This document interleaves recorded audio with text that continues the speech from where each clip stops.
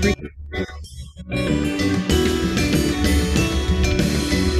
isang bansa sa malayong silangan, upirang ngalan perlas ng silanganan. Kagandahan nito ay walang katulad, dito tila bulaklak ay namumukad ka.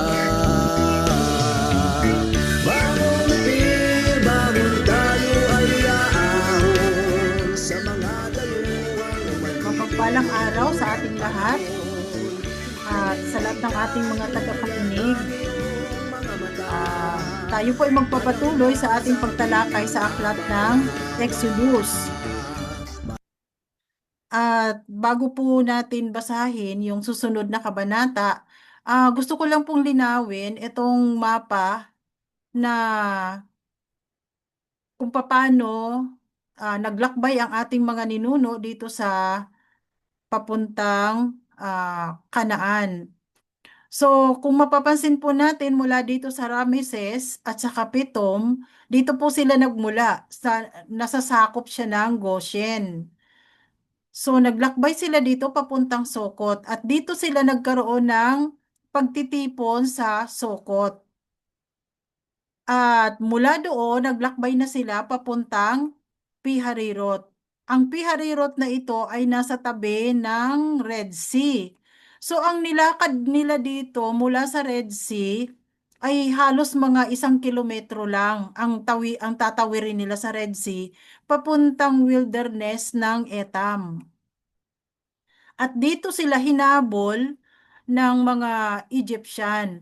Mula Ramesses hanggang Piharirot, nilakad po nila yan ng 5 araw. So, maiksi lang. At mula dito, nung makatawid na sila ng wilderness ng Etam, huminto sila dito sa Mara. At dito na nagkaroon ng pagrereklamo ang mga Israelita dahil wala silang tubig na maiinom. Kaya tinawag nila ang lugar na ito na Mara kasi yung tubig daw ay mapait. Kaya nanalangin dito si Moses na bigyan ng healing yung tubig. Kaya nainom nila yung tubig dyan dahil pinahintulutan ng alahayam na makainom sila ng fresh na tubig. Naghagi siya ng sanga sis, ano? Oo, naghagi siya ng Kaya, sanga doon sa ilog. ng isang Okay. kapatid at Oo. nawala yung pait. So makikita natin, mapapansin natin yung mga number na ito, bawat number na to, dito sila tumigil. So Diyan from nagkakamp. Mara, pumunta sila ng Ilim. Pagdating naman nila dito sa Ilim, dito naman sila nagreklamo na wala silang makakain. Kaya dito nagsimula na magpaulan ng mana ang alahayam. So mula sa Ilim, sila ay kumakain na ng mana sa lahat ng paglalakbay nila hanggang sila ay makarating sa Kanaan. So araw-araw 'yan, nagha-harvest sila ng nangunguha sila ng mana. Na ang itsura daw nito ay parang mga buto ng kulandro. O siguro ikukumpara natin sa ating bigas na kinakain. So ganun Saan mo kalalaki. nakuha sis ang yung accuracy ng mapang ito? Saan mo Ah, binasa? oo. Kasi 'di ba itong mapa na ito ay parang marami So, kasing hindi tama version. yung mapa na nakuha natin nung una, di ba? So, Yes. ito, saan mo siya, verify yung accuracy? Although, Ito yung sinend mo sa akin, kapatid. oo. Pero So, mas, oo. siya, mas, Bali, saan mo kinumpara ko binase? kasi ang ruta nila, kinumpara ko doon sa aklat ng Jaser. Eksakto. So, ito yung mga sumakto doon sa itong mga lugar na nilagyan nila ng numero. Ito yung sumakto doon sa detalyadong istorya sa aklat ng Jaser. So, Yon. ibig sabihin, sis, pati yung Google, may mga corruption silang ina-upload Oo, mo para marami din kasing manliligaw. siguro Oo. nagkakaiba-iba sa pag-interpret nila. Pero ito Tsaka yung yung location. mas eksakto doon sa sa Jaser. sa aklat ng Jaser. Itong mga lugar na Mas, ito mas na ano nilagyan nila ng kapanipaniwala. Mas numero. kapanipaniwala ito kasi mabagal ang ano nila, lakad nila Yes, eh. So, oo. to 5 days, talagang malapit pa lang sila sa Egypt. Yes, Nasa Egypt oo. pa rin sila. So, eksakto itong mga lugar na ito sa nabanggit dito sa aklat ng Jaser na dito sila huminto. Ayan, yung mga numerong nakikita nyo, yan po ay yan ang mga lugar na kung saan sila nagtayo ng tolda. Kasi ang sinusundan nila ang ang haliging apoy sa gabi at ang haliging ulap sa umaga. Kapag umangat ang ulap, ibig sabihin, aalis na sila. So, lahat sila, lalakad na sila, kahit na anong ginagawa man nila, lakad na sila ulit. So, napakabuti ng ating alahayam na sumama sa kanila dahil alam niya kung napapagod itong mga Israelita. Kapag pagod na sila sa paglalakad, hihinto sila. Pero ang nakaka-amaze dito sa nangyari sa kanila, umabot sila ng 40 years sa paglalakbay nila, inikot nila ito. So, nung dumating sila dito sa may Isyon-Geber, ito yung lugar ng mga descendants ni Esau. At hindi sila pinayagan dito na dumaan ng kumbaga dapat diretso sila from Isyon-Geber, tatawid na sila sa river of to dito sa may Palestine kasi malapit na to. Kaya lang, pinigilan sila dito ng mga Ammonites, hindi sila pinatawid. Kaya sila ay umikot ulit, bumalik sila sa Isyon-Geber, at umikot naman sila dito sa may Mediterranean, Eastern wilderness. Ayan. Kaya Sa may lang, itong bandang lugar Saudi naman Arabia na na yan. ito, ang lugar naman na ito ay teritoryo naman ito ng mga descendants ni Esau sa Edom, sa mga Edomites. So, So, saan nila yun. nakalaban yung Amalekites, sis? Ang Amalekites sa nakalaban nila sa may bundok ng Cades Barnea. Dito, Diyan sila oo. Kasi tugod. itong Cades Barnea, kung makipansin nyo, yung number 12, ang Cades Barnea ay lugar ito ng mga descendants ni Esau. So talagang kalaban nila ang mga descendants ni Esau. So, yan ang So, una nilang bakbakan, oo, una nilang pakipaglaban. bakbakan. Yan. Malapit. Kasi Medyo itong marami-rami na sila yan. anak pala ito ni si Amalek at saka ano to, Sepo. Si Si Amalek Amalek at si is Sepo ay anak sa anak ni Esau, concubine sa magkapatid. sa Apapuhan. Apo. Magkapatid sila, anak ni Esau sa Canaanite. Oo. Hmm. So, yung dalawang yon ang tumulong para labanan ang mga Israelites at napakarami ang namatay dito sa mga Amalekites at So, binigyan ng papansin mo, no? Ay, yung oo, anak ni mga isaw, hindi ganun ka, ano, yung pang anak sa, concubine, hmm. ang mas, mapusok, Kasi 'di ba ang unang mga anak ni Esau ay ang nanay ay Canaanite. Kanaanite. Then, nagkaroon pa ng Oo. concubine, yung yung Nagkaroon pa siya ng concubine at saka sa nag-asawa siya apo, ulit sa apo. sa linya naman ni Ismael. Oh. Yung mga anak niya sa ano to, Hindi, sa ang is alam ko si Amalek ay yung apo anak ni Isaw, nagkaapo, tapos nagkaroon ng concubine. Iba pa sa legal na, mm. yung anak niya sa concubine, si Amalek. Oo, yun nga Kumbaga, si hindi siya Amalek. direct na anak Pero ni Isaw. Canaanite ang nanay ni Amalek. Oo, oo. Pati lola. Oo, Pati pati lola. lola. Kaya malakas ang dugong Kanaanita talaga, no? Oo. So, tinulungan sila dito ni Yahweh Dasan na labanan ang mga Amalekites at ipinasulat ito ni Yahweh Dasan sa aklat ang kanilang unang tagumpay sa labanan. At Oo, yung yung nakakaraang kasulatan na ano. yon ay ibinigay niya kay Joshua. Tapos So, bumalik sila madadaanan dito. natin yung ano, ma-action na yan sis dito Oo, sa ma-action. kabanata. Oo, ma-action kasi ito eh. So So, ngayon, nung so, pagkagaling nila dito sa Cadiz Barnea, dahil hindi sila pinayagan na tumawid dito sa sa Beersheba, bumalik sila ng Isyong Geber. Dito naman sila nagkampo. Tapos dito na sila dumaan sa patungong Edomites. Si Edom oo. naman ay ano to, anak naman ito ni Si ah, Moab, anak ni Lot. oo, anak ni Lot. Si Edom ay si Esau, Si 'di ba? Isaw, oo.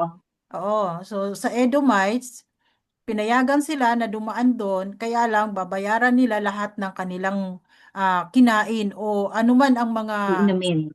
na destroy nila sa pagtawid, yun, binayaran nila Actually, yon. hindi sila pinayagan sis, kaya nga bandang huli na ubos din ang lahi ng Moab eh. Oo.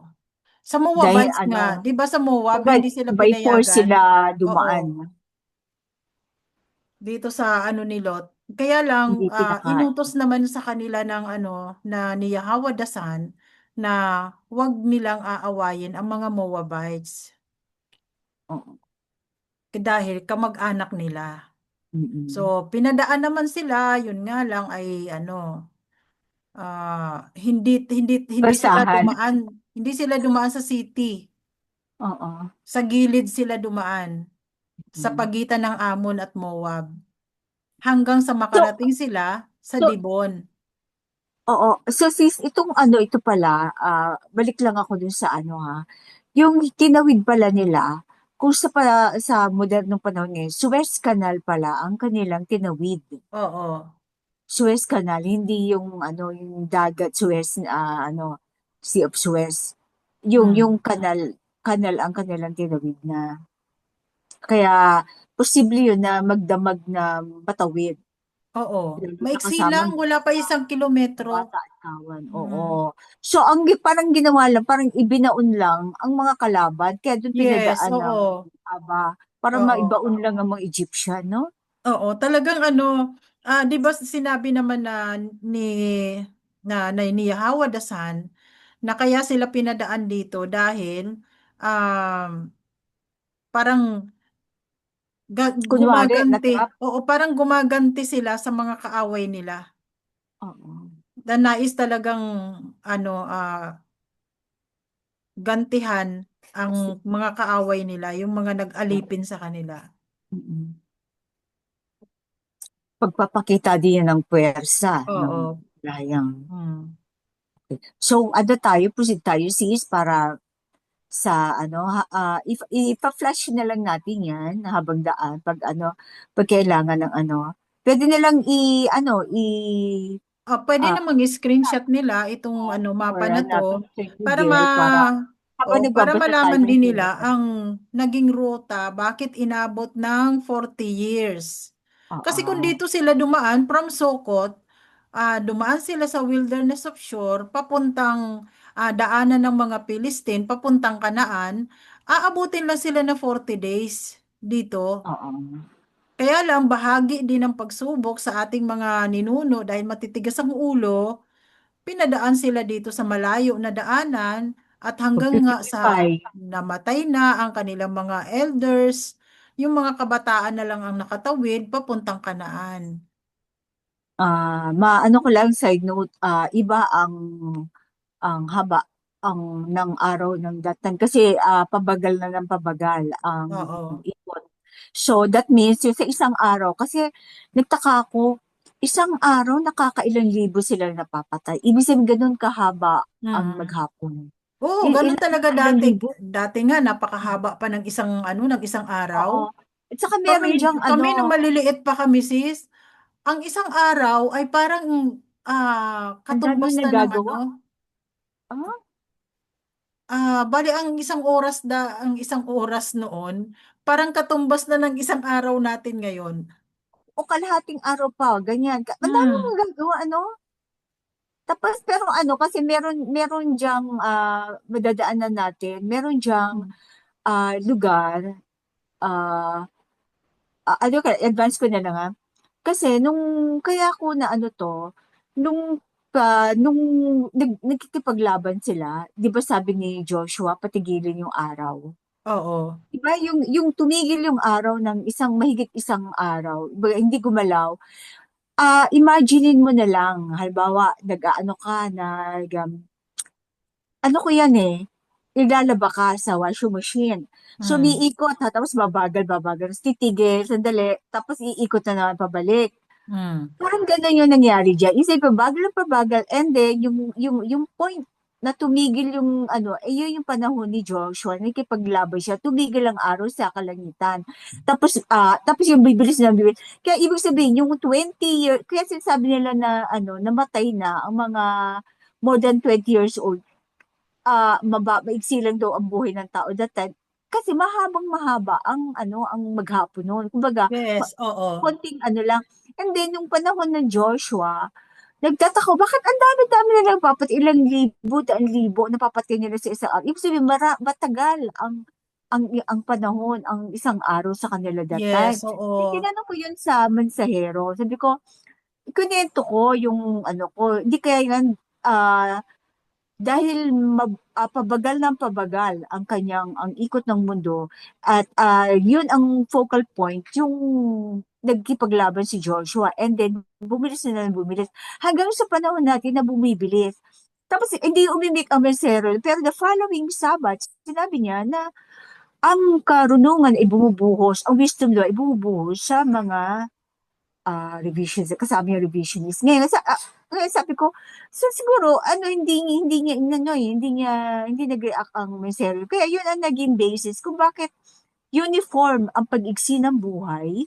Sinasabi, pag-igsi ng buhay, di ba, yung pabata ng pabata, kung sa in number of years, pabata ng pabata ang namamatay at saka yung pag-aasawa nila. Ngayon, papansin mo ngayon, pahaba naman ng pahaba ang buhay ng tao. Kasi pabilis ng pabilis ang tulad ng sinabi ng alahayam na pabibilisin niya sa huling araw ang panahon na Iyada. nangyayari na sa atin ngayon. Oo. Kasi sa physics, pag habang bumibilis ang ikot ng mundo bumibilis, pag naabot mo, pag naabot sa sobrang bilis, pag naabot mo ang speed of light, wala na yung eternity na yun. Wala nang panahon nun. Kasi bilis mo na yung bilis ng liwanag. Eternity na yun. Mm. Ah, na-surpass mo na yung panahon. Timeless na yon. So, yun, siguro iniisip ko, baka yun na sinasabing, eternity. Kasi, mabilis na yung ikot natin. Kasi bilis na ng, ng liwanag. Yun ang napipicture ko Mm. lang. So, yun, yun yung mga background lang para sa mga hindi nakaabot sa mensahero na na mga anecdotal lang na pinipilit naming bahagi sa mga Mm. nakikinig na kung bakit nagkaroon ng mga iba-iba ang sinasabi na taon ng tao, bakit napakahaba nung unang panahon tapos biglang umigsi and then so yung sinasabi nila na 20 years, above 20 years, by that time matandang-matanda na yun. Oo nga. Kaya sabi ng mga kabataan na 20, ibig sabihin matatanda na rin that time. O, bata pa pala. Sorry ha, nalilito rin ako. Yung 20 years old is bata pa that time. Bata Mm. pa rin. Basta Kasi ang masasabi ko lang kung maikukumpara nung kami ay mga bata pa, ang isang oras noon ay katumbas na halos ng isang araw ngayon. oo. Kasi ang Ang dami mo nang nagawa. dami mo na drawing Oo. maghapon, Ang bata ako, ang dami dami mo ko nang na nagawa sa nagagawa. maghapon, pero may araw pa rin. Oh, ngayon, ka lang na mag-browse ka lang sa cellphone mo, mami, Yes, mabilis yung, oo. Saglit lang talaga ngayon. As in, kakagising ko pa lang, tapos pagtingin ko sa oras, ala, hindi pa nga ako nakakaluto. Ayan na naman, tanghali na naman. Tsaka, may kwento ko lang ang nanay ko 85 years old. Pero meron pa siyang 2 ate at 2 kuya. So, ibig sabihin, sabi ko, humahaba sinasabi nila bumahaba ang buhay ng tao. Ibig sabihin nun, bumibilis ang oras, dumadami ang taon nila. Di ba? Hmm. Not necessarily yung katawan mo kasi lalo na ngayon ano yung mga rami ng corruption na pagkain. So Mm. actually nga mas umiigsi pa nga ang buhay ng tao ngayon. Dati nan, 'di ba? Ang mga ano. At saka yung sinabi ni Moses na matanda na ako. Iko-compare kay ni Abraham kina maiksi pa yung konti lang yung taon niya pero sinabi niya matanda na siya. Madadaanan natin yun. So tataka ako bakit sa kanya. Samantalang si Jacob noon, naka 100, ilang taon pa? 170s, parang ganun eh. Mm. So, yun lang ang ano pa. So, itong mga itong mapa, pwede nilang screenshot or hanapin sa Google and then proceed tayo sa pagbabasa kasi ma-action itong susunod na Wow, ano sige, natin. Then, okay. ihanda niyo po Oo. inyong mga katanungan para wala po tayo nakakaligtaan na i-discuss dito. Mas mabuti na habang daan ay malinaw sa lahat ang ating tinatalakay.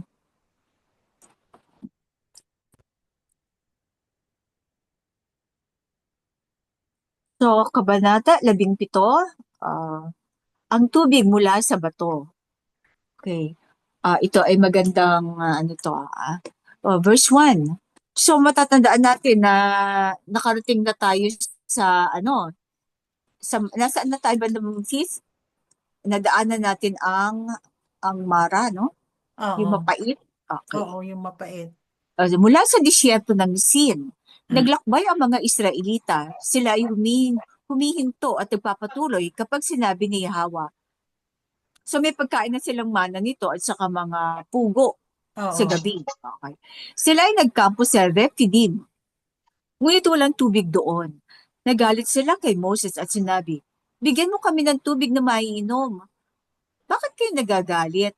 Bakit ninyo sinusubukan ang kakayahan ng alahayam? Tanong ni Moses. So, yung kanilang physical needs, yung kanilang mga kalayawan, hindi makapaghintay. So, uhon-uhon na siguro.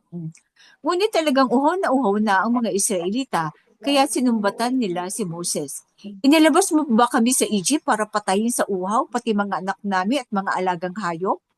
Kaya humingi ng tulong si Moses sa alhayam. Ano ang gagawin ko sa mga taong ito? Gusto na nila akong batuhin. So, yung patience nila, pag pagod, uhaw, gutom, uhaw ay yung patience nila ay umiigsi. Pero ang tataka lang ako, ba't hindi agad humingi si Moses, no? Kung hinintay niya magalit yung kanyang mga kasama. So, siguro isa rin yun sa ng alahayam, pagsubok, Verse 5. Sumagot si Yahweh, "Magsama ka ng ilang pinuno ng Israel at mauna kayo sa mga Israelita. Dalhin mo ang iyong tungkod na inihampas mo sa ilog Nile at lumakad na kayo. Hihintayin ko kayo sa ibabaw ng malaking bato sa Sinai o Horeb.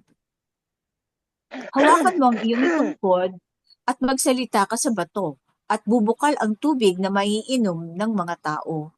Ngunit sa halip na magsalita, hinampas niya ito at ito ay nasaksihan ng mga kasama niyang pinuno ng Israel. At tinawag niya ang lugar na iyon ng Masa at Meriba sapagkat nagtalo-talo doon ang mga Israelita at sinubok nila si Yahweh. Ang pinagtalunan nila, pinapatnubayan nga ba talaga tayo ng alahayam o hindi? Paglilinaw, hindi iniutos ni Yahweh kay Moses na hampasin ang bato, kundi magsalita siya sa bato. So, makapag-comment lang ako dito ha. Kasi siguro may kalituhan kay Moses dito. Una, yung patience siya siguro. Yung galit niya at yamos, baka uhaw na din siya o papagod. So, alalahan natin human flesh pa rin siya. Pero siguro dahil yung instruction kasi ng Yahweh na dalhin mo ang iyong tungkod na inihampas mo sa ilog Nile. So iniisip siguro niya, ihahampas din, maaring pangalawang dahilan ay nalito siya sa instruction. Kaya inihampas niya ito sa bato. So, kailangan talaga maging maingat tayo sa pagsunod sa instruction, makinig na mabuti kasi no, nagiging minsan na pinangungunahan natin, hindi mo natin i-clarify o i-verify isang bagay na gagawin dahil sa pagmamadali natin na masunod o na siguro nataranta siya dahil sa pressure ng mga tao na stress na siya. So, inihampas niya ito sa bato.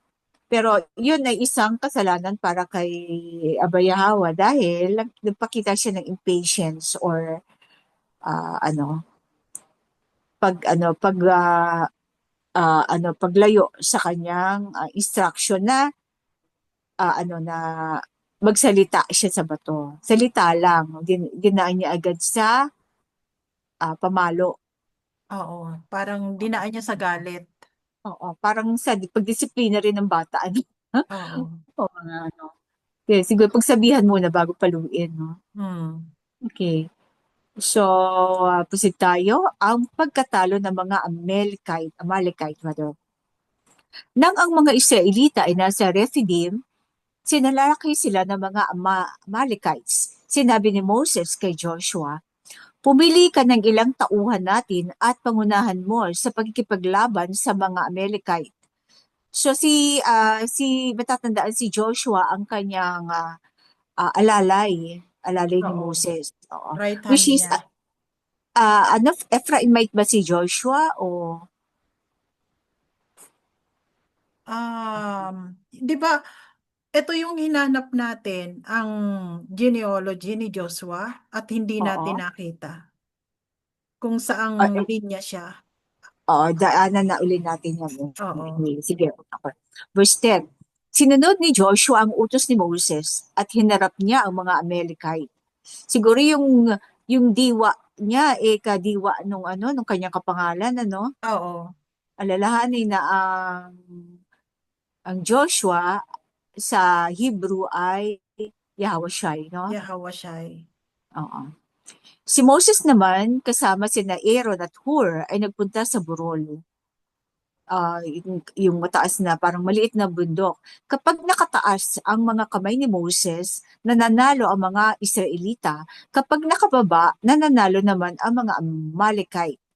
Nangawit na si Moses kaya sina Aaron at Hur ay kumuha ng isang bato at pinaupo roon si Moses habang hawak nilang pataas ang mga kamay nito hanggang sa lumubog ang araw. Dahil dito ay natalo ni Joshua ang mga Amalekite sa tabak. Sis, bakit kailangan itaas ni Moses ang kanyang mga kamay? Ang busy.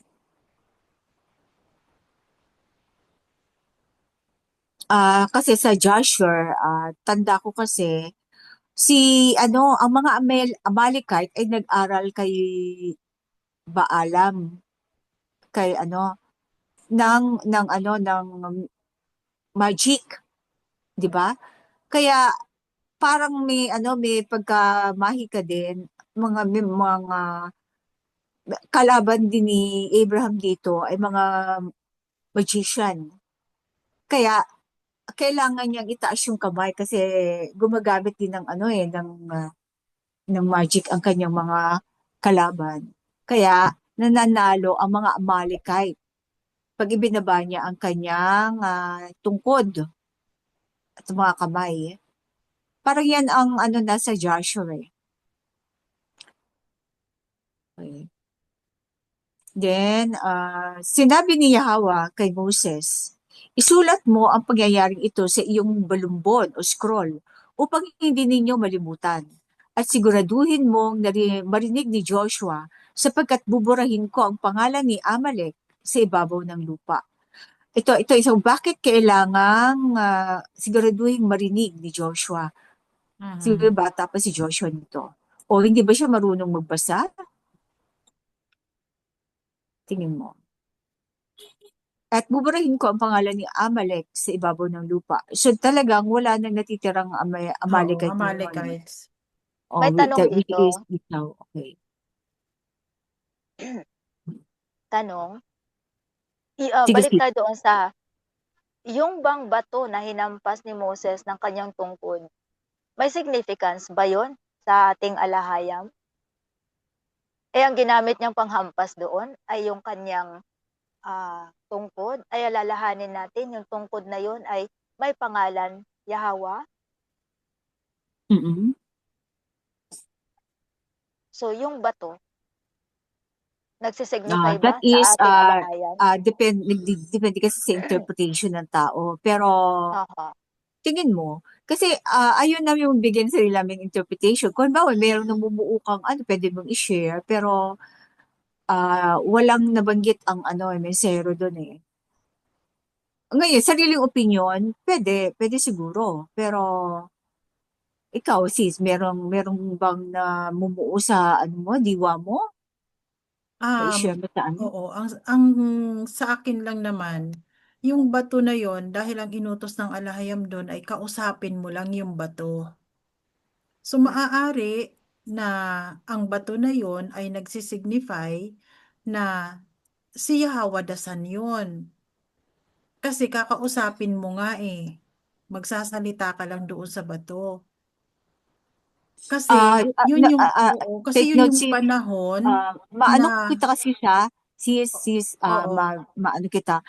Kasi malinaw ang sabi ng mensero, ang bato ay ang tahanan.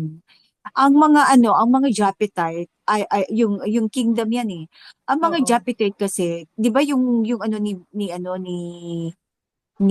Daniel, yung oo, panaginip ni Nebuchadnezzar, mga kingdom yon. And then yung batong gumulong, ay kingdom din yon. Ang mga ex-Chan ang nagsasabi na si Yahweh o Yahweh siya ay ang bato kasi gusto nilang itago ang kingdom.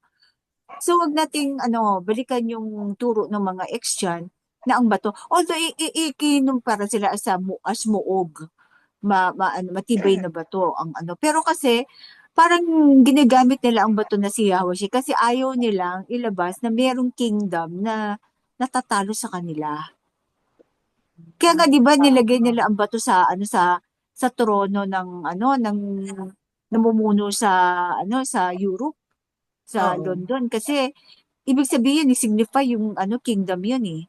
So, wag mm, nating ipagkakamali, dapat siguro, wag mo nating ipagkamali na ang bato ay si Yahushai. Yan ay ang kingdom. So, 'di ba, yun ang inano ng mensahero eh. Ang mga ex-Chan ang nagsasabi na ang bato ay si Yahushai, which is no, ang bato ay ang hari. Eh, no, ang si Yahushai ang hari, ang bato ang kanyang tahanan, ang kanyang kaharian kaharian. o yung ano Oo. yung So, kaharian niya. ano lang maging maingat tayo sa mga, kasi nilinaw na yan ng mesero. Oo. Bali sa akin lang naman yun ang iniisip ko kasi nung time na yan ay sinusubukan nga sila ni Yahweh Dasan. Kasi napakatitigas nga ng ulo nila, 'di ba? So kung Mm-mm. susunod, So, kausapin mo muna yung oo. mga kanyang Kasi ang kaharian. sabi niya kausapin mo ang bato. Pero dahil nga napuno na ito si Moses sa sobrang reklamo ng mga ng mga kasama niya, talagang nawala na siya naubusan na siya ng pasensya.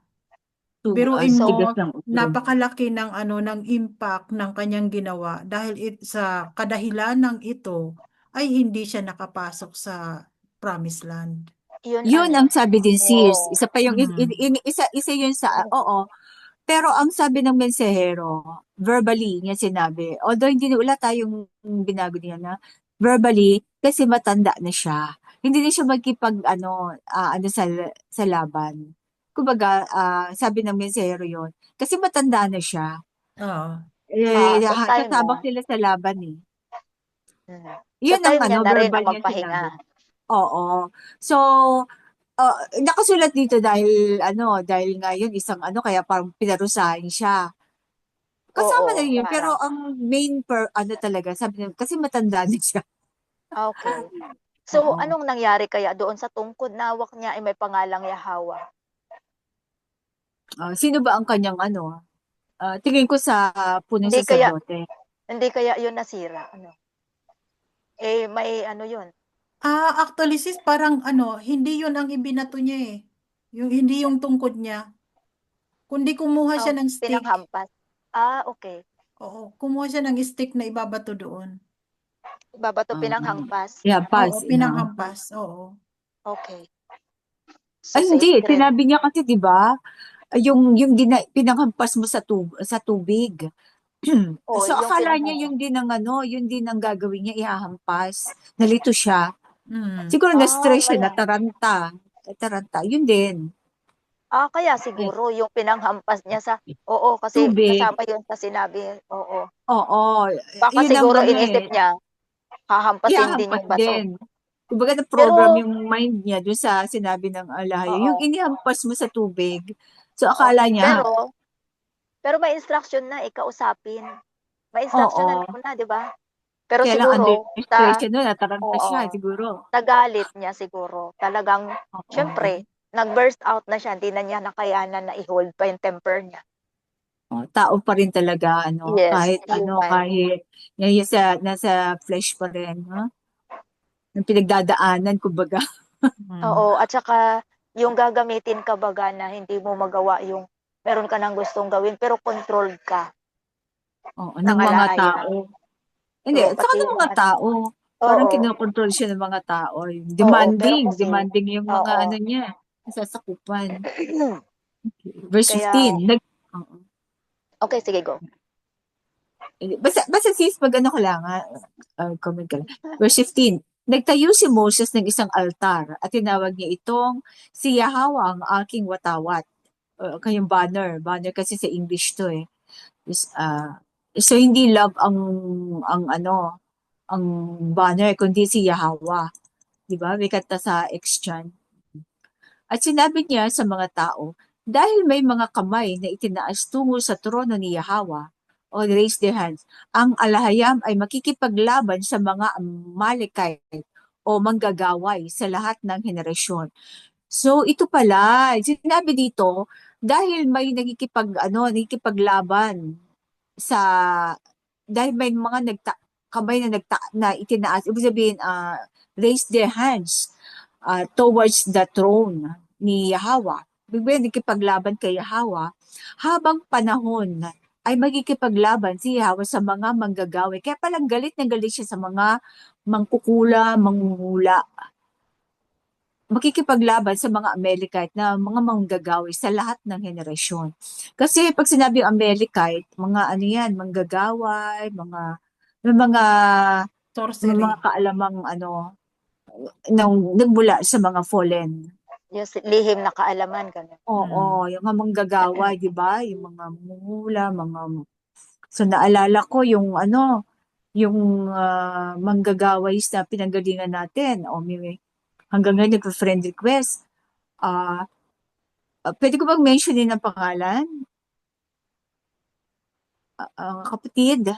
Ano yon? Bigay ka lang ng Yung clue kaya. yung ano kasi yung 'di ba sa English witchcraft, Oh. Oo. witchcraft. So yung itong dahil lalaki siya, ginawa niya tinagal niya yung witch, pinalitan niya ng pointed. So yun ay Ah, 'di ba? So yun ay lahat ata ng mga grupo ng mga ah, tin- na nagpasakop sa covenant ay may pinapasok. So mag-ingat lang po ang mga makakasumpong ng video na to. Okay. Which is marunong manggaway, di ba? Mm. Okay. So may katanungan, proceed tayo sa kabanata 18 para at least makadalawang chapter tayo. Okay. Verse go, 1, go, go. nabalitaan ni Jethro, biyena ni Moses at pari sa Midian, ang mga ginawa ni Yahweh, ang alahayam para kay Moses at sa kanyang mga Israelita, kung paano inilabas ng alahayam ang mga ito sa lupain ng Egypt. So si Jethro, kasi medyo baliktad yung ni Jethro. Medyo malapit na ang Midian, kabilang kabilang Ibayo, di ba? Saan nga ba yung Midian? dyan? Ang Saan? Midian ay nasa ano, mm, sa may Mount Sinai. Mount Sinai din. Okay. Oh. So, Malapit dyan dinalaw yung siya. kung saan nagkampo sila Moses. Oo, Malapit okay. dyan. So, verse 2, si Jethro ang nag-aruga kay Zipporah nang ito ay pauwiin ni Moses sa Midian kasama ang dalawa nilang anak. Gershom ang pangalan ng una niyang anak sapagkat ang sabi ni Moses nang ito ay isilang, ako ay naging banyaga sa lupaing banyaga. So si Gershom pala ang kanyang ang tinulian nila yung papunta pa lang sa Egypt, hindi Oo. yung pangalawa. O hindi yung pangalawa, yung panganay. Oo. Oo. So yung panganay ang tinulian Mm. nila ni Zipporah. Oo, kasi pinigilan pala siya nito ni Jethro na huwag ipapatuli yung kanyang panganay na anak. Bakit? Ah, Di ba lahi din siya ni Abraham, oo, lahi mga din siya ni Midianite? Abraham. Pero Kaya bakit lang, ano? hindi sinabi kung anong dahilan bakit pinigilan ni Jethro na huwag ipapatuli ni Moses yung kanyang panganay. Basta Hindi, pero basta sinabi lang sa kwento na hindi pinayagan ni Jethro kaya kinausap niya si Moses na huwag ipapatuli yung panganay niyang anak. Pero kaya yung along the sa way na siya Oo, along the way na nagtuli. sila noon. Pero yung sa pangalawa, pumayag naman siya na ipatuli. Yung So, hinahanap sumuway. ko, oo, Sumuway si hinahanap ko kung ano Jethro. yung dahilan ni Jethro. Bakit hindi niya pinatuli yung panganay na anak? Which is hindi nabanggit sa kwento. Siguro dahil ang mga ano sila sa mga napunta sila sa lugar na hindi naman naging kaugalian. Baka nakalimutan niya ang bili ng ni Abraham. Oo. At saka baka humiwalay agad sila sa tahanan ni Abraham. Alalahanin natin na hindi na ang mga Ishmaelite saka yung kay Zipporah, siguro sinunod nila ay yung pagtutuli kay Ishmael na teenager na, hindi yung ikawalong araw. No? Oo, at saka may nabanggit pa sa extra biblical na ito palang si Sephora ay itinuring na righteous. Nakagaya daw ni na Leah at Rebecca.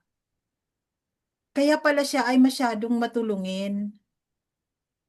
Kasi ang parang tinitingnan Ting niya na question mark yan. oo, yung pagiging yung servanthood na nakita niya kay Rebecca at saka kay Rachel. Kasi 'di ba si Rebecca ang din ang unang nag-alok ng tubig Oo. kay, Pero ano kay siya, si Zipporah ba, Hebrew rin? Hebrew din si Sephora. Kasi Mm. galing siya sa lahi ni Ismael. Okay. So may half, Half may half ding lang. Egyptian. Egyptian. Oo, half Okay. Egyptian One siya. fourth, kumbaga, basta Mm. may lahi. Kasi yung mga, mga Palestinian, mga din Oo. yan eh, lahing Egyptian din yan eh, halo-halo. Naghalo ang ni Oo. Ham at saka Kasi ni si Abraham. Jethro ay Ismaelite. Midianite siya sis, kasi Oo. Pora. Hindi siya kay, ano ba yun pa? Di Pangalan ba si nun? Midian? Ang Midian ay anak ni Ketura. Ni Ketura. Oo, Oo. anak siya ni Ketura. Pero yung ni Ishmael, magkaiba yun eh. Si Ishmael ay galing kay si ba yung nanay niya? Kay Hagar. Kay Hagar. So, iba yung linya ni Ketura at saka ni Hagar. Oo. So, Midianite. So, pero kung nakapag-asawa siya ng anak ng Ishmaelite, so nag-mix talaga ang mga Oo. Hebrew. Mix. Okay. Okay, verse 4 tayo. Okay. Ang pangalawa naman ay Eliezer, sapagkat ang sabi niya, Ang alahayam ng aking mga ninuno ang aking katulong. Iniligtas niya ako sa tabak ng Faraon. Okay. Isinama ni Jethro ang asawa ni Moses at ang dalawang anak nito at pumunta sa pinagkakampuhan ni na Moses sa Ilang, sa tabi ng bundok ng Alahayam. So, ano na nga, mga matatanda na rin yung mga anak niya dito kasi ilang taon na sila, 40. Kung siguro yung 40 years nila pag kasi parang mga 80 years sa panahon natin, no?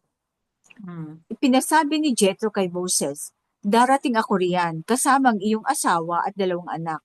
Kaya't sinalubong sila ni Moses. Yumuko siya sa biyenan, hinalikan ito at isinama sa kanyang tolda. Doon sila nagkumustahan at masayang nagbalitaan. So yumuko siya sa biyenan, ganun pa talaga ang respeto niya, no? Oo. At saka yung sa tabi ng bundok ng Alahayam, di sa Mount Sinai ito, no? Bundok ng Mount Alahayam sa Sinai. verse 5. Okay. So yumuko siya sa Vienna, tapos hindi siya nagtanim ng galit kahit 10 taon siyang ikinulong. No? Nagkumusta at Oo. masayang nagbalitaan. Hindi siya nagtanim Mm. ng galit talaga. Verse 8, isinalaysay ni Moses ang lahat ng ginawa ng Alahayam sa Paraon at sa mga Egyptian, alang-alang sa mga Israelita. Isinalaysay rin niya ang mga hirap na inabot nila sa paglalakbay at kung paano sila tinulungan ng Alahayam. Natuwa si Jethro nang marinig ang mga kabutihang ginawa sa kanila ng Alahayam. Sinabi niya, purihin ang Alahayam na nagligtas sa inyo mula sa kamay ng Faraon at ng mga Egyptian. Napatunayan ko ngayon na ang Alahayam ay nakahihigit sa ibang mga idolo dahil sa ginawa niya sa mga umaapi sa mga Israelita. So, ibig sabihin, marami din silang mga idolong sa paligid, no? Kino-compare pa niya ang Alahayam sa sa ibang DIOS, GOD. At si Jethro, ang pari na biyena ni Moses, ay nagdala ng handog na susunugin at iba pang handog para sa Alahayam. Dumating naman si Aaron at ang mga pinuno ng Israel at kumain sila sa presensya ni Yahweh. So ito So yung dito sis handog ay fellowship pari. offering. Oo. Pari pa siya dito o saserdote na? Kasi hindi naman si Jethro, 'di ba? Hindi siya Israelita. Hindi siya Israelita eh. Hindi nga natin alam kung ano yung anong inaano niya eh. Baka marami siyang kinikater na GOD, no? Ngayon napatunayan na pinakita kaya nagdi-display ng power dito ang Alahayam. Kasi nga napakaraming GOD sa panahon na yon. So pinakita niya ang pagkakaiba niya. Ngayon naghandog siya na susunugin. Tapos nag-fellowship offering sila, kumain sila sa presensya ni kumain sila ng fellowship.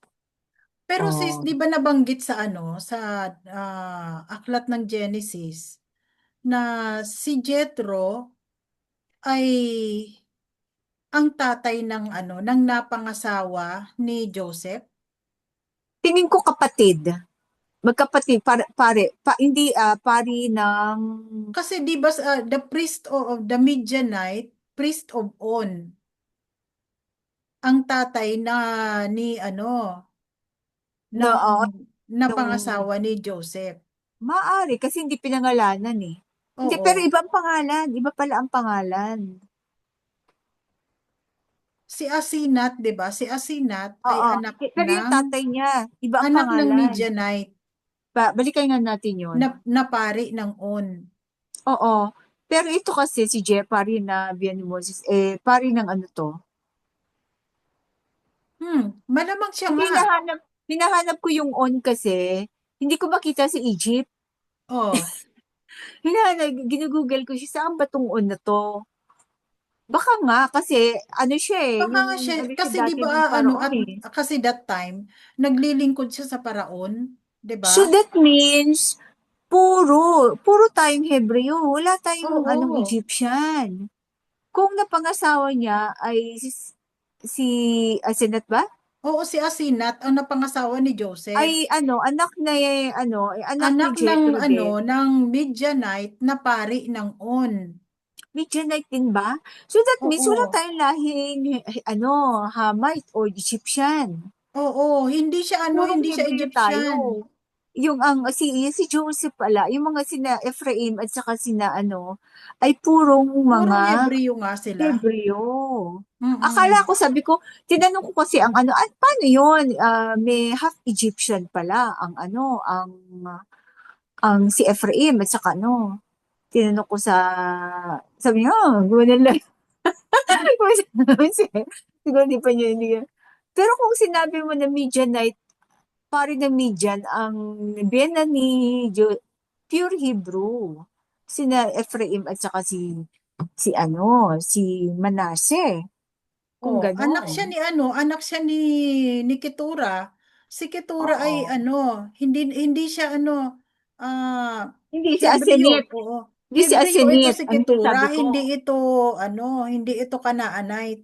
Oo. Hindi, kasi kung ano, sinabi mo kasi, kung yung tatay ni Asenit ay Midianite, Hebreo, purong Hebreo, sina Oo, Manasseh at Hebreo nga saka, sila. okay, magandang ano yan, magandang, Kaya pala aware sila doon sa covenant ng alahayam kay Abraham. mm. Ang hindi ko Yun, lang dito naintindihan kung bakit hindi pumayag itong si Jethro na ipatuli ang panganay na anak ni Moses. bakit? Hin, ah, Iniisip ko nga hindi kaya ito ang dahilan niya ay yung pagkamatay ng mga panganay sa sa Egypt. Hindi, nakatakas na siya dun, sis. Oo, kaya lang sabi ko Nauna hindi siyang kaya ito. lumabas kay Moses eh. Oo, nauna siyang lumabas kay Moses eh. Or nung si Moses, hindi, no, baby pa binata, oo. Hindi natin alam kung sino nauna kasi 40 years pa si Moses sa Cush eh, Oo, sa so Ethiopia. naghari pa siya sa Kush. So hindi natin alam kung sino nauna sa kanilang dalawa. So kung 40 years, 18 years old na pumunta si Moses sa 38. Kush. 18. So 38, mga almost 40 years old na siya nung At nakarating siya naghari siya dyan. doon ng 20 years. So 38. 38 years old 38, oo. siya nung Kaya nga pumunta siya almost ng 40 years old na siya Oo, nung pumunta siya ng makarating siya Midian. Indian. Kaya, tapos 10 years. So mga 10 years 50 siya na siya nung nagpakulong. mapangasawa niya si Oo. Pora. Tapos, 80 na siya pumunta sa Egypt eh. 80 years old na Hmm. siya bumalik. 80 years old siyang pumunta ng Egypt. Mm-mm. So bali, Malakas. ilang taon na siya? 38, 40, 50. So may mga 30 years siya 48. Oo. naglingkod Mga sa 48 to 48 to 50 years old siya na naging asawa niya si Sipura. more than 50. Oo. So yun na nga, katanungan, bakit hindi na Oo. Hindi natin ito naitanong sa mensahero eh. o baka may corruption yung Jethro, Jubilee rather. Baka Ah, bakit hindi natin pipigilan alam. ni Jethro? Kasi nagtugma naman ang kwento ng Oo. Jaser dito sa aklat ng Exodus na hindi pinayagan ni Jethro na ipatuli ang panganay na anak ni Moses. Pero hindi nabanggit kung anong dahilan nung tatay ni Zipporah. Baka akala niya Egyptian talaga si Moses that time. 'Di ba akala niya, iniisip niya spy? Oo, yun nga. Inano niya na spy si Moses. Mm. Kaya niya nga ipinakulong ng 10 years. Oo. Kasi akala niya spy. Hindi niya Kaya naisip siguro na hindi baka niya hindi. pinatuli si Gersom kasi inakala niya na ang tatay nito ay Egyptian. Oo. Maari. Pero hindi kasi si Sipura naman ang nagpakilala sa kanya eh. Dahil matagal silang matagal na naglingkod itong si Sipura kay Napulot Moses lang niya sa ano yun eh, habang sa siya ay well, 'di ba? nakakulong, 'di ba? Hindi hindi siguro alam ni yung loyalty ni Oo. saka binata pa kanya, bata pa siya, baka di niya natandaan na iyon nga ay si Moses. Saka baka hindi nagpakilala si Moses kasi baka isplong siya. Yun nga, mukhang hindi nagpakilala si Moses na siya yung bata na Oo, pinagtalunan nito nila Jethro at oo. saka ni Alalahanin mo, advisor si advisor ito ng si Jethro Oo, advisor ng Paraon oo, nung panahon pa yan ni Joseph, 'di ba? oo. Sige, tayo po si Cheers, baka lumampas tayo sa ating takdang oras. Oo, sige. Okay. Ang umpisa ng pamunuan ng mga Israelita, kinabukasan ng maaga, naupo si Moses upang mamagitan at humatol sa mga usapin ng mga tao. Inabot siya ng gabi sa dami ng taong lumalapit sa kanya. Nang makita ni Jethro ang hirap na inaabot ni Moses sa kanyang ginagawa, tinanong niya ito, ano ba ang ginagawa mo sa mga tao? Bakit mag-isa kang humahatol at ang mga tao ay maghapong nakapaligid sa iyo? Sumagot si Moses, mangyari po, lumalapit sila sa akin para alamin ang kalooban ng alahayam. Kapag may dalawang taong may pinagtatalunan, lumalapit sila sa akin at sinasabi ko naman sa kanila kung sino ang may katuwiran. So, iniisip kung sino may katuwiran, kung sino ang magwawagi sa debate, siguro ganun, no? Bukod doon, so hindi siya naghahatol ng kaparusahan. Sinasabi lang niya kung sino ang tama, no? Bukod Mm. doon, ipinaliliwanag ko sa kanila ang mga utos at tuntunin ng alahayam. Sinabi ni Jethro, ang ginagawa mo ay hindi uubra. Pinahihirapan mo ang iyong sarili, pati ang mga tao. Napakalaking gawain iyan para sa iyo at hindi mo iyan kayang mag-isa. Pakinggan mo itong ipapayo ko sa iyo at tutulungan ka ng alahayam. Ikaw ang lalapit sa alahayam para sa kanila at magdadala sa kanya ng kanilang mga usapin. Ikaw ang magtuturo sa kanila ng mga kautusan at mga tuntunin. At ikaw rin ang magpapaliwanag sa kanila kung ano ang dapat nilang gawin. Ngunit pumili ka ng mga taong may kakayahan, may takot sa alahayam, mapagkakatiwalaan at di masusuhulan. Ayun, importante yon. Gawin mo silang tagapangasiwa sa libo-libo, daan-daan, 5-50 at 10-10. Sila, hindi ka lang susunod, you should work wisely, not hindi lang work hard, but Work smart yan. Work smart. work smart. At saka may sistema dapat.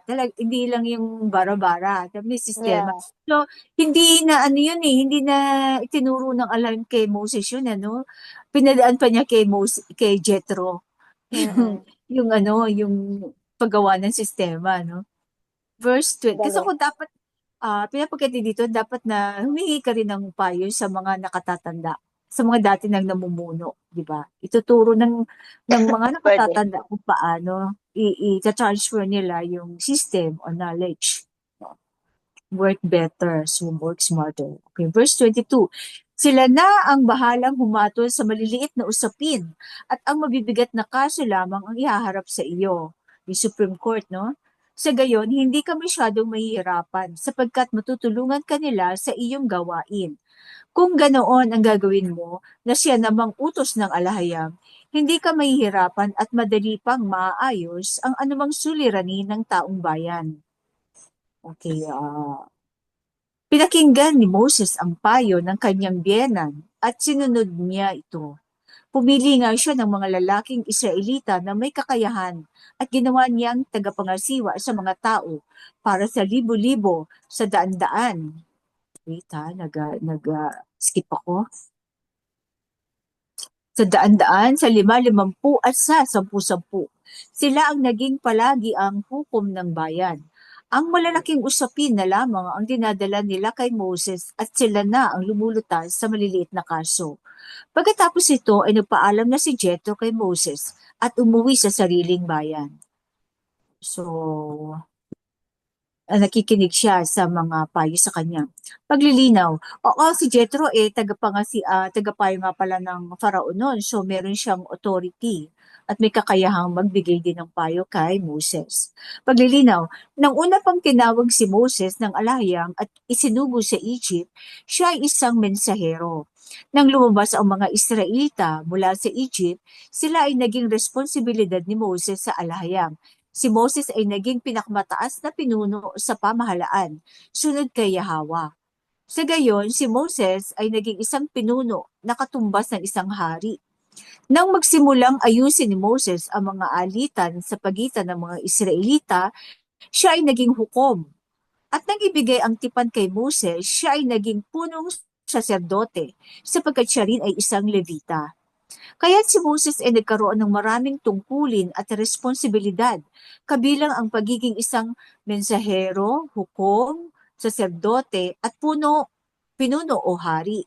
Sa madaling salita, ang kaharian ay itinatag at si Moses ang nasa tuktok ng lahat. So parang siya ang naging Melchizedek, no? Ang galing, So, no? Ang galing. Oo, ito ang naging unang governance. Kasi nagkaroon ng sistema.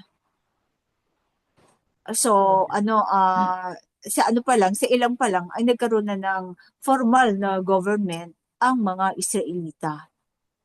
Autonomous government. Oo, at ibibigay kay Moses ang ano nga ba yun, ang mga batas. Si Oo. Moses. Kaya naibigay yan sa kanya, inihabilin or siya ang naging in charge. Oo.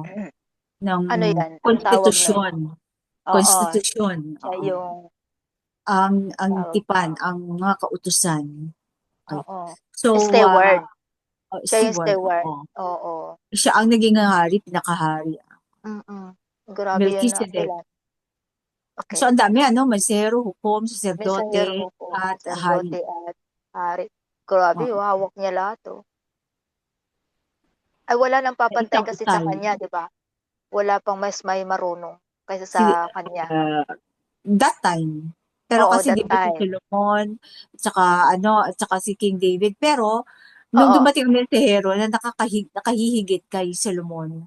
Yeah. Oo. So, sa Kasi time ni may Moses, walang advantage. iba, siya lang yun. Oo. May advantage kasi ang mensahero kasi nasa modern times na siya. May internet na eh. Yeah. Kaya mas karunungan talaga may higitan niya si Solomon. So, mga kapatid, mayroon pang reaction or katanungan? Wala na muna. Wala na. Okay, sige. Ano ang ating mga paalaala, sis? Dalia? Na-mention mo yung tungkol sa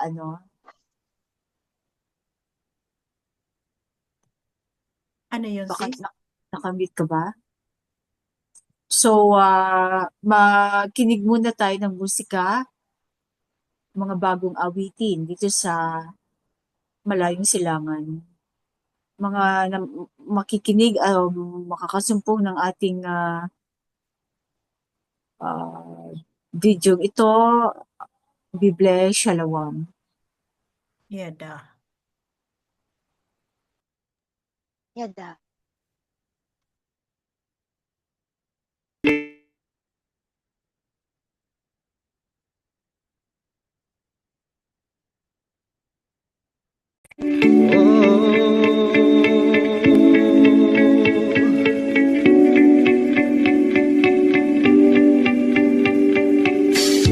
Nasa timog silangan, lahing birbong mangunyan.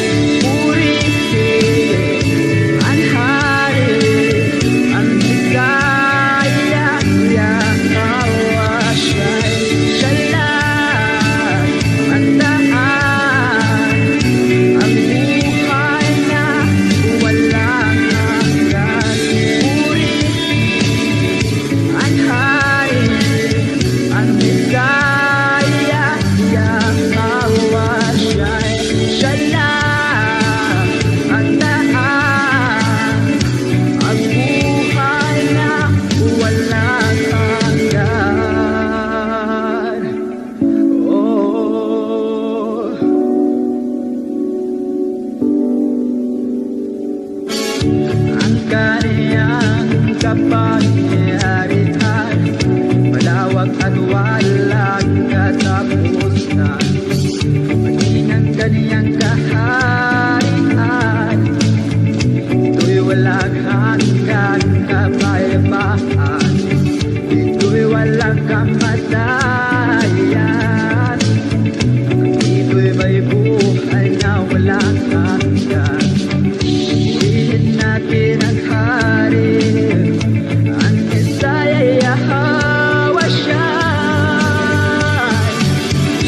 Puri ang hari, ang Mesaya Yahweh Shai. Siya lang ang daan, ang buhay na walang hanggan. Puri ang hari, ang Mesaya Yahweh Shai. Siya lang ang daan, ang buhay na walang